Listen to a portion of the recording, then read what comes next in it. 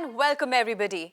मैं हूं आपकी होस्ट अंकिता भार्गव और आपका स्वागत करती हूं इस special awareness direct dial in show में जिसका नाम है Amil health care, helping in good health for diabetics. दोस्तों, इस शो के माध्यम से हमने एक नई क्रांति की शुरुआत की है और ये क्रांति एक नई तरंग लाई है स्पेशली फॉर डायबिटिक्स। आज भारत में ब्लड शुगर की प्रॉब्लम जिस रफ्तार से बढ़ रही है, उससे कई गुना ज्यादा रफ्तार से इसकी रोकथाम के लिए प्रयास कर रही है एक जानी मानी company, Amil health care and research centre. Blood sugar के खिलाफ अपने अभियान में एमिल हेल्थ केयर को साथ मिला है प्रसिद्ध सरकारी संस्था CSIR की रिसर्च का। Amil health care and research centre की पूरी टीम डॉक्टर नितिका कोहली के गाइडेंस में लगातार शुगर के पेशेंट्स की हेल्प के लिए तत्पर है। डॉक्टर नितिका कोहली का एक ही उद्देश्य है, ब्लड शुगर के खिलाफ लोगों को जागरूक करना। डॉक्टर नितिका कोहली हमारी इस क्रांति का नेतृत्व कर रही हैं और आज हमारे साथ मौजूद हैं। तो चलिए मिलकर उनका स्वागत करते हैं। डॉक्टर नितिका, हमारे स्टूडियो में आपका बहुत बहुत स्वागत है। Thank you Ankita. दोस्तों, आप जानते हैं कि एक ऐसा शो है जहां आप घर बैठे सिर्फ एक फ़ोन कॉल के ज़रिए डॉक्टर नितिका से बात कर सकते हैं। अगर ब्लड शुगर रिलेटेड आपका कोई भी सवाल है, कोई भी क्वेरी है, तो ये मौका ख़ास आपके लिए है। फ़ोन उठाइए, नंबर मिलाइए और हम आपकी बात कराएंगे डॉक्टर नितिका से। चलिए इसी के साथ शुरू करते हैं एक और exciting brand new episode. Doctor Nitika, आज हम चर्चा करने वाले हैं डाइट एंड ब्लड शुगर के बारे में। तो सिर्फ डाइट रेगुलेट करने से क्या ब्लड शुगर को प्रिवेंट किया जा सकता है? देखिए अंकिता, जब हम बात करते हैं आयुर्वेदिक प्रिंसिपल्स की और उसमें बात करते हैं हम डाइट की, बहुत ज़्यादा इंपॉर्टेंस दी गई है उसमें, डाइट को, नींद को और एक्सरसाइज को। और जब हम बात करते हैं ब्लड शुगर की, तो अगर हम उसकी प्रिवेंशन की बात करते हैं, देखिए बहुत से कारण हैं जिनकी वजह से शुगर हो सकती है, शुगर की प्रॉब्लम पेशेंट को फेस करनी पड़ती है। तो उन फैक्टर्स में से डाइट एक बहुत इंपॉर्टेंट फैक्टर है। और उस शुगर को मेंटेन करके रखने के लिए, अगर मान लीजिए शुगर हो गई है और उसको मेंटेन करके रखने में भी डाइट का बहुत इंपॉर्टेंट रोल है। तो यस, कुछ लोगों में अगर डाइट की वजह से उनको शुगर होने के चांसेस हैं, मान लीजिए और कोई भी फैक्टर नहीं है, उनकी जेनेटिक कोई हिस्ट्री नहीं है, उनको कोई ओबेसिटी नहीं है, कुछ भी नहीं है, सिर्फ डाइट की वजह से ही उनको शुगर की प्रॉब्लम हो सकती है, तो वो लोग प्रिवेंट कर सकते हैं। बट अगर कोई और फैक्टर्स मौजूद हैं, मान लीजिए जेनेटिक हिस्ट्री है, स्ट्रेस बहुत ज़्यादा है और ओबेसिटी जो है वो वेस्ट सर्कमफ्रेंस पे बहुत ज़्यादा मोटापा वहाँ पर है, तो ये सब फैक्टर प्रेजेंट होने पर और डाइट कंट्रोल में होने पर तब भी शुगर हो सकती है। तो सिर्फ डाइट एक फैक्टर नहीं है जिसकी वजह से आप शुगर को प्रिवेंट कर सकते हैं, बट इतना आई थिंक अनइम्पॉर्टेंट भी नहीं है कि जिसको आप इग्नोर करके शुगर को ठीक कर सकते हैं। वेल डॉक्टर, आप सुन ही सकते हैं कि हमारे फ़ोन की घंटी कब से बजे जा रही है, क्योंकि बहुत सारे व्यूअर्स आपसे बात करना चाहते हैं। Let's take the first phone call. जी, हेलो। हेलो, नमस्कार, एमिल हेल्थ केयर में आपका स्वागत है। नमस्ते मैम। मैं विवेक प्रकाश बोल रहा हूँ गया से। नमस्कार विवेक जी। नमस्कार मैम। कैसे हैं आप? मैम मैं अच्छा हूँ मैम। मुझे स्किन प्रॉब्लम था, तो उस कारण से मैंने कॉर्टिकोस्टेरॉइड लिया था। अच्छा। मतलब मेडिसिन में मुझे दिया गया था, प्रेस्क्राइब किया गया था। जी। और काफ़ी दिनों बाद मुझे अचानक से वेट लूज होने लगा। तो मैंने चेक किया कि क्या प्रॉब्लम है, फिर डॉक्टर से डायग्नोज कराया तो ब्लड शुगर निकल गया मुझे। अच्छा। और ब्लड शुगर निकल गया और उसके बाद से मेरा वेट काफ़ी लूज हो गया और कोई खास इम्प्रूवमेंट नहीं है। मतलब उसके बाद से दवा तो खा रहे बट कोई फायदा नहीं है, वीकनेस रहता है बदन में और शुगर लेवल भी नॉर्मल नहीं है। अच्छा, मैं पहले तो ये जानना चाहूँगी कि आपने स्टेरॉइड कितने टाइम तक लिए थे? मैम ये काफ़ी दिनों तक मैंने लिया था, वो लगभग 1.5-2 साल खाया था मैंने। देखिए विवेक जी, ऐसा होता है कि अगर किसी को शुगर होने की टेंडेंसी है, मान लीजिए आपके शरीर में वो आप प्री डिस्पोज्ड है, मतलब आपको पहले ही चांसेस हैं कि शुगर की प्रॉब्लम हो सकती है, बट वो जब तक कोई ऐसा कारण मौजूद नहीं होता, कोई ऐसा ट्रिगर नहीं मिलता है जिससे कि वो देखने में सामने आती है या आपको ब्लड टेस्ट में वो पॉजिटिव आती है, वो कारण आपके लिए बने स्टेरॉइड्स। किसी के लिए और भी बहुत से कारण हो सकते हैं, बट अब चूंकि आप स्टेरॉइड्स अब बंद कर चुके हैं, आप बंद कर स्टेरॉइड चुके तो हैं? बंद कर दिया जी, तो चूंकि आप स्टेरॉइड्स बंद कर चुके हैं तो अब सिर्फ आपको ब्लड शुगर को मॉनिटर करना है और दवाएं स्टार्ट करनी है, क्योंकि अभी आपकी ब्लड शुगर भी कंट्रोल्ड नहीं है। तो वो आप कर सकते हैं। जो स्टेरॉइड का काम था कि उसने ट्रिगर का काम किया, वो खत्म हो गई कहानी। अब तो शुगर की जो प्रॉब्लम है जो अब आ चुकी है उसको टैकल करने की बात है। उसके लिए लाइफस्टाइल चेंजेस जो हम हमेशा बताते हैं, अपने डाइट में चेंजेस, अपने स्लीपिंग टाइम में चेंजेस, और साथ ही साथ जो मेडिकेशन है उसको भी लेने का जी एक मैम। स्पेसिफाइड टाइम होना चाहिए। ऐसा नहीं है कि आज किसी टाइम ले रहे हैं, कल किसी और टाइम पे ले रहे हैं, और आगे से अगर कोई प्रॉब्लम और आती है तो उसके जी लिए जी, जो भी दवाएं लें उसको सोच समझ के लें, ताकि वो आपके शरीर पे कुछ और नुकसान ना करें। मतलब मेरा ऑलमोस्ट मैंने कंट्रोल तो कर रखा है, बट कभी कभी ऐसा होता है कि कुछ ज्यादा ओवर ईटिंग हो गया, इस कारण से लगता है कि कहीं कहीं कहीं प्रॉब्लम हो रहा है। तो जी खाने का बिल्कुल। क्या रूटीन रखना चाहिए मैम? देखिए, खाने पीने के रूटीन में सबसे पहले जो थंब रूल है वो ये है कि आपको एक तो बहुत लंबे गैप्स नहीं करने हैं, बहुत लंबे समय बिना खाए नहीं रहना है। अक्सर हम सोचते हैं कि हम कम खा रहे हैं फिर भी ब्लड शुगर बढ़ रही है, हम खा तो कम जी ही रहे हैं, बट वो गलत है। इनफैक्ट आपको छोटे मील्स लेने हैं, छोटे छोटे अंतराल पे खाना है, और उसमें आप ऑटोमेटिकली आपकी जो क्वांटिटी है, जो खाने की जो मात्रा है, वो अपने आप रिस्ट्रिक्टेड हो जाती है, आप ज़्यादा खा ही नहीं पाएंगे। उसकी वजह से जो ब्लड शुगर है, आधी से ज़्यादा ब्लड शुगर तो वहीं मैनेज हो जाती है, कंट्रोल्ड रहने लगती है, और बाकी काम दवाएं करती हैं।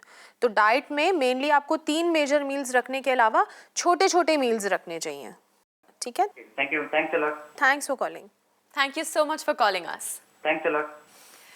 दोस्तों, आप देख रहे हैं Emil health care, helping in good health for diabetics, जहां हम चर्चा करते हैं कि किस तरह आप अपने ब्लड शुगर लेवल्स को रेगुलेट कर सकते हैं, कंट्रोल कर सकते हैं। अगर आप ये एपिसोड, ये पूरी सीरीज दोबारा देखना चाहते हैं तो ऑनलाइन जाइए या फिर देखिए हमारा रिपीट टेलीकास्ट, या फिर आज और अभी डॉक्टर नितिका से बात करना चाहते हैं तो फ़ोन उठाइए, नंबर मिलाइए और हम आपकी बात कराएंगे डॉक्टर नितिका से।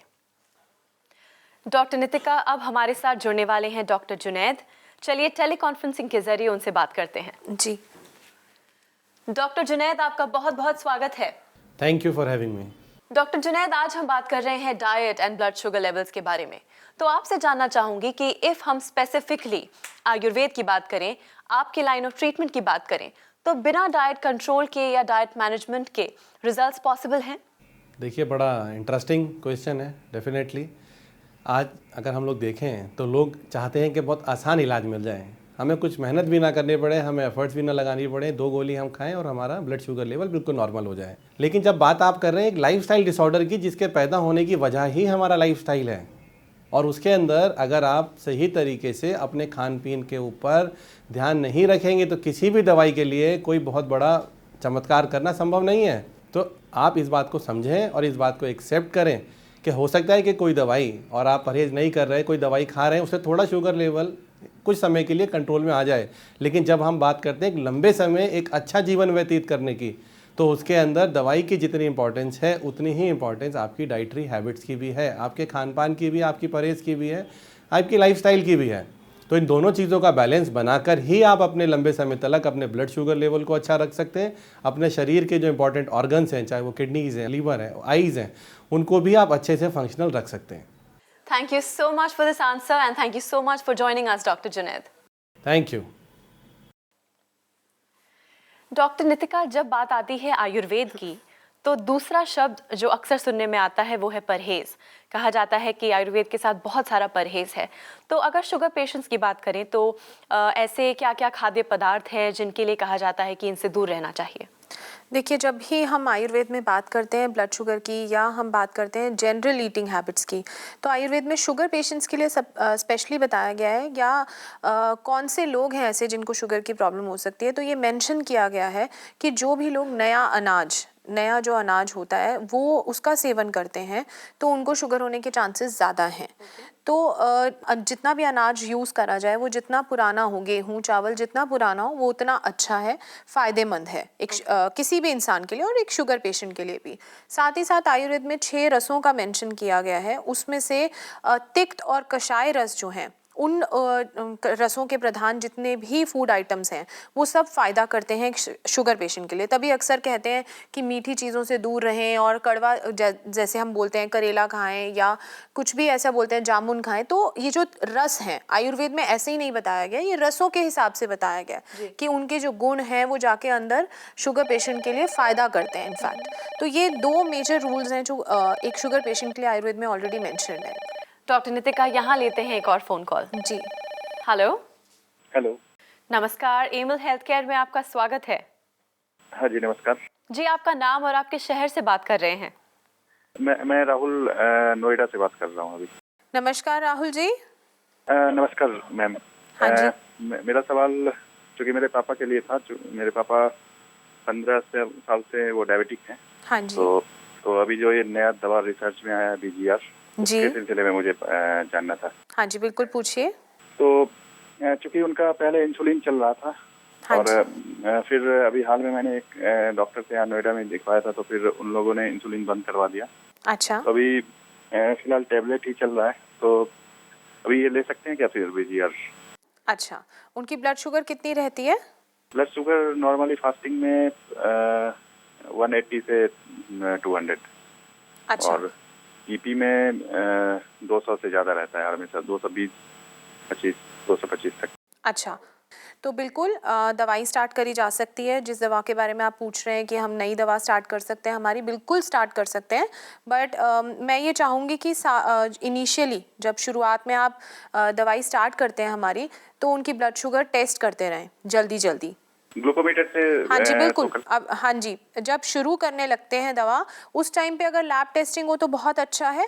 और क्योंकि उसमें डिटेल्ड अगर टेस्ट मुझे मिल जाते हैं, मान लीजिए LFT, KFT, लिपिड प्रोफाइल और साथ में HbA1c, अगर ये सब मिल जाए तो उसके बाद नॉर्मली फर्स्ट मंथ में या फर्स्ट 2 मंथ्स में अगर सिर्फ ब्लड चार्टिंग घर पे ही की जाए ग्लूकोमीटर से, तो वो बहुत फ़ायदेमंद होती है एक डोजेज सेट करने के लिए। बिकॉज जो दवाई आप लेनी स्टार्ट करेंगे, हमारी दवाई, वो अपना काम करना शुरू कर देती है। और इनिशियली जो आप दवाई ले रहे हैं वो एलोपैथिक दवाएं अगर ले रहे हैं, तो उनका काम है सिर्फ ब्लड शुगर को डाउन करना। तो होता क्या है कि जब 2 ऐसी दवाएं चलने लगती हैं तो उससे शुगर लो होने के चांसेस बन जाते हैं। तो उनको धीरे धीरे उनकी डोजेज कम करने के लिए ये जो ब्लड चार्टिंग है ये बहुत हेल्पफुल होती है। हो सकता है जिस डोजेज पे हम उनको स्टार्ट करें अपनी मेडिसिन, उससे उनको फ़र्क आने लगे। हो सकता है कि हमें डोजेज थोड़ी चेंज करनी पड़े, हो सकता है अपनी दवा बढ़ानी पड़े या उनकी दवा घटानी पड़े ऑलरेडी जो वो ले रहे हैं। तो वो सब करने के लिए ये इनिशियली आई थिंक 1.5 मंथ में हो जाता है। तो उसमें टेस्टिंग बहुत काम आती है। तो पहले सारे डिटेल्स जो है वो आप लैब टेस्ट कराइए और फिर ग्लूकोमीटर से टेस्ट करा के आप हमसे रिपोर्ट शेयर कर सकते हैं और दवाई बिल्कुल बेहिचक स्टार्ट करवा सकते हैं उनकी। अच्छा, अगर आपसे शेयर करना चाहें तो फिर कैसे करें? बिल्कुल, आप ईमेल कर सकते हैं या मेरे से आके मिल भी सकते हैं। Okay. Thank you so much for calling us. Okay, thank you. Doctor Nitika, Ayurveda की अगर बात की जाए तो ब्लड शुगर पेशेंट्स के लिए वो कौन से फूड ऑप्शंस हैं जो वो बिना हिचकिचाए, बिना सोचे आराम से खा सकते हैं? यूजुअली एक रूल जो हम बताते हैं अपने पेशेंट्स को वो है कि छोटे मील्स लें। तो बेसिकली गड़बड़ वहीं हो रही होती है कि जो मिड मील्स हैं, जो कि आपके ब्रेकफास्ट, लंच और डिनर के अलावा जो मील्स हैं, वहाँ प्रॉब्लम आ रही होती है। वहाँ पे ऑप्शंस बहुत सारी हैं, जैसे कि स्प्राउट्स ले सकते हैं, अंकुरित अनाज जो है, साथ ही साथ भुना चना लिया जा सकता है, नींबू पानी लिया जा सकता है, नारियल पानी लिया जा सकता है, पतली छाछ ली जा सकती है। तो ये, और फल हमेशा एक ऐसी ऑप्शन है जो यूजुअली पूरे दिन में एक टाइम तो लेना ही चाहिए किसी डायबिटिक पेशेंट को। जो बहुत मीठे फल हैं उनको अवॉइड करना चाहिए। और साथ ही साथ जो ऑप्शंस मैंने अभी बताई हैं वो उन पेशेंट्स में थोड़ी सी ऑल्टर हो जाती हैं जिनकी किडनी फंक्शंस थोड़े से इफ़ेक्ट हो रहे हैं ऑलरेडी शुगर की वजह से। तो ये कुछ ऑप्शंस हैं, बट ये वेरी कर सकती हैं patient to patient. Well doctor Nitika, as always it's a pleasure talking to you. हमारे स्टूडियो में आने के लिए, हमसे ढेर सारी बातें करने के लिए thank you so much. Thank you Ankita. दोस्तों, सिर्फ ये एपिसोड यहाँ ख़त्म होता है, पर आप अब भी अपने सवाल डॉक्टर नितिका तक पहुँचा सकते हैं। हमें ईमेल कीजिए, लिखिए या फिर कॉन्टैक्ट कीजिए। हमारा पता है Amil health care and research centre, 2699 main Patel road, west Patel Nagar, opposite metro pillar number 208, New Delhi 110008। हमारे फोन नंबर्स हैं 0786 300 3434, 0786 190 3434 और 0786-290-3434। हमारी ईमेल आईडी है diabetes@emilhealthcare.com।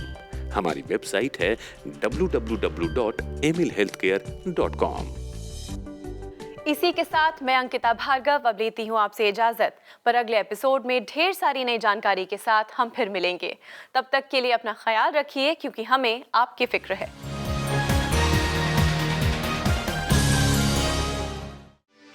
For more videos, subscribe to our channel, Care World.